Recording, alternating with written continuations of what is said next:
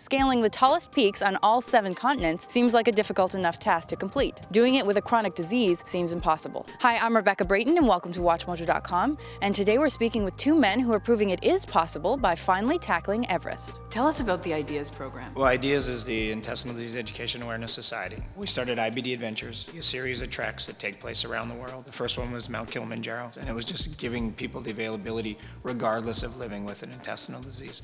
There was 4 of us that went up the mountain. All had either Crohn's colitis or irritable bowel syndrome, and everyone made the summit. It was just great to be able to share it with these people and raise awareness for IBD and put it on a kind of more like a global level. What are inflammatory bowel diseases? Inflammatory bowel disease is a painful inflammation of the digestive tract. I was having symptoms like diarrhea.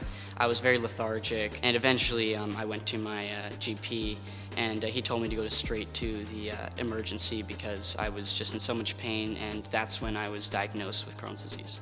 What effects do IBDs have on your life other than your physical health? For me, being school-aged, I couldn't go to school for a lot of the time. You no longer can really be active due to the fact that your body can't take in nutrients, so it's virtually, eating itself. How did you 2 come together? I initially met Rob at an IBD education day, but I really got to know him after a 2-month hospital stay. I was, quite down, and he really kind of brought me back up and inspired me to get out there and do something. Having been in the state where Clinton was, I saw him at his worst moments, and he shared that with me, his family shared that with me, very open with me, which is an inspiration in itself. But seeing where he's come from to where he is now, and being more open with the disease and willing to speak about it in public forum. You have to be able to pass the torch to someone, and that's what I see in Clinton. Why don't you tell us more about the initiative to scale the 7 summits? When I went through the illness, obviously I went through what everyone goes through, the depression, anger, the why me,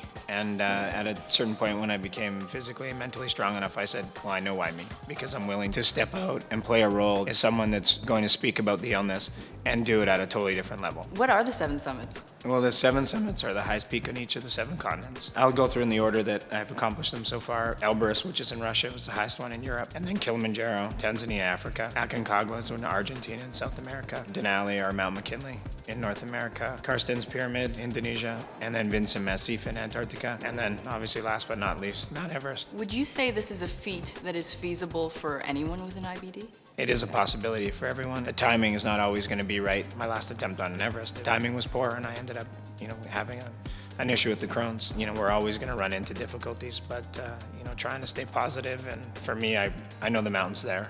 It's not going to go anywhere, so I can always go back. It really made me realize that the sky is the limit. I can do really whatever I want. I hope that it showed people struggling with IBD or really any illness that they can overcome any obstacle that's put in their way. Thank you very much. Thank you. Thank you.